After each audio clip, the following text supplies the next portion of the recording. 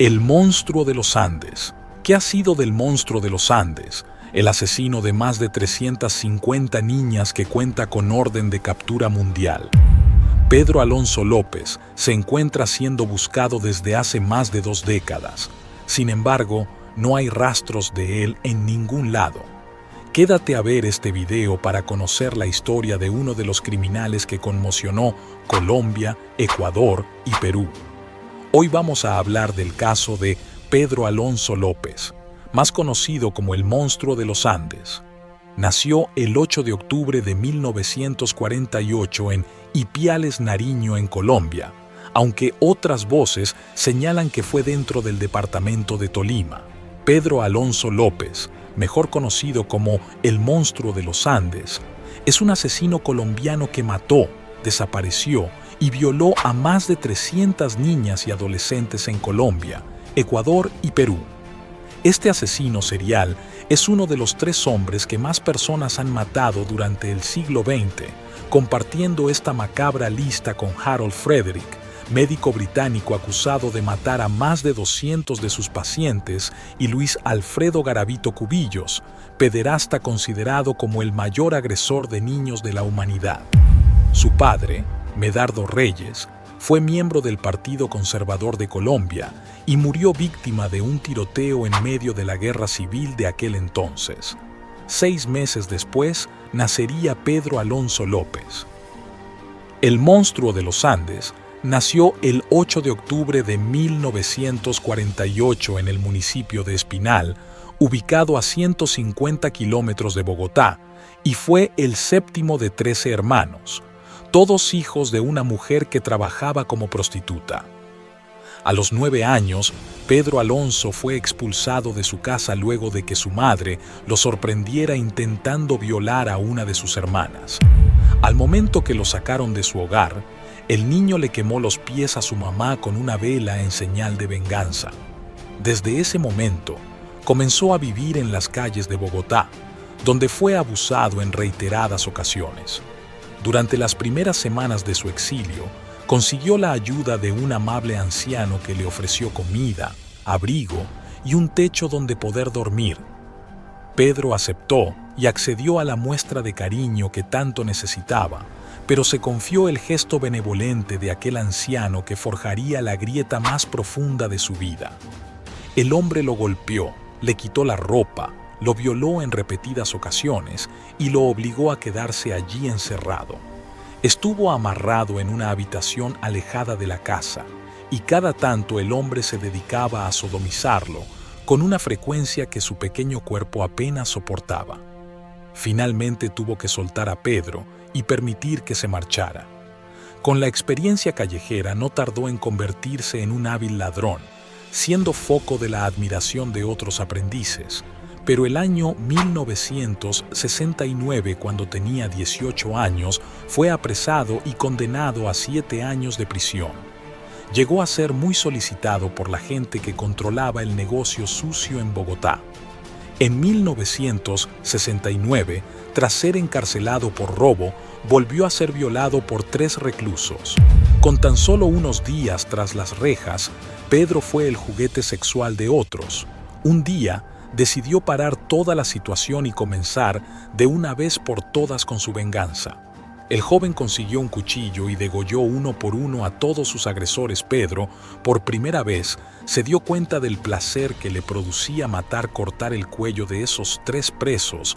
Le abrió la puerta a una zona totalmente oscura donde él entraría, pero también se llevaría a muchísima gente inocente. Este trágico acontecimiento fue clave en su vida, ya que Pedro Alonso degolló a sus agresores y decidió canalizar toda su ira y sufrimiento a través del asesinato y violación de niñas, ya que según él, lo hacía para que ellas perdieran la inocencia, tal y como le sucedió en su infancia. Tras 9 años en prisión, el monstruo de los Andes fue puesto en libertad y, luego de asesinar a varias menores en Colombia, se trasladó a Perú, donde continuó asesinando y violando niñas. Empezó a viajar por todos los rincones del sur de Perú hasta llegar a una zona controlada por los Ayacucho, un grupo étnico local. En ese lugar, Pedro Alonso López vio su oportunidad. Acechaba a las niñas que deambulaban solitarias por los caminos alejados. Al principio, solo escogía al poblado indígena, la mayoría ubicado en las zonas más apartadas.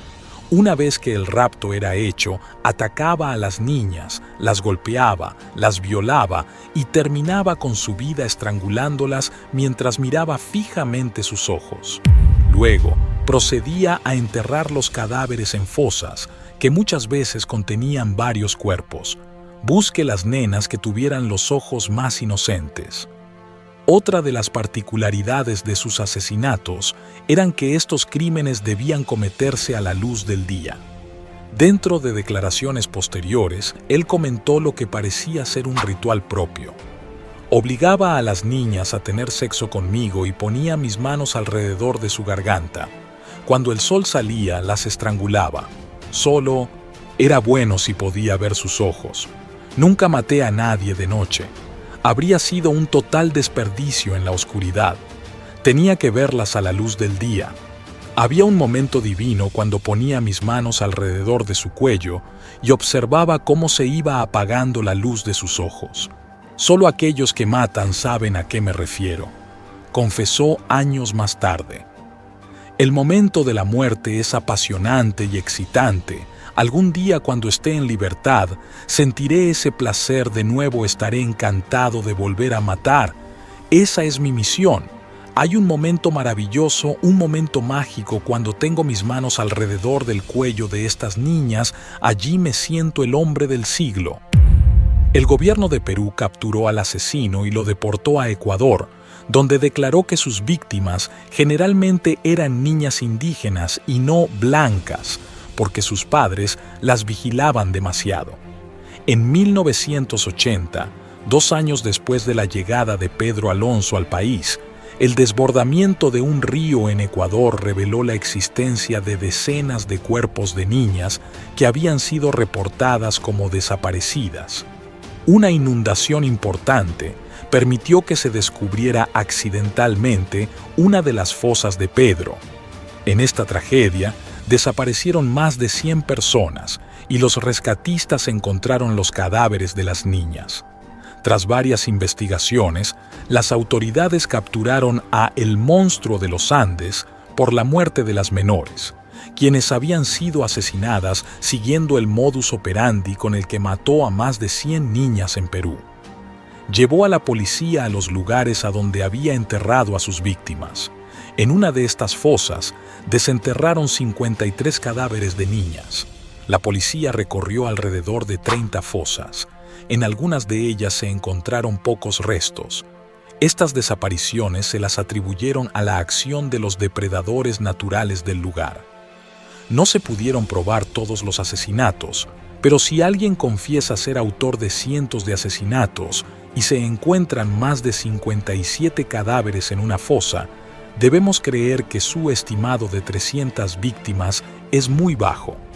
Pedro Alonso López fue sentenciado en Ecuador a 16 años de prisión, condena que en ese entonces era la pena máxima, y en 1994 fue extraditado a Colombia, donde fue recluido en un hospital psiquiátrico.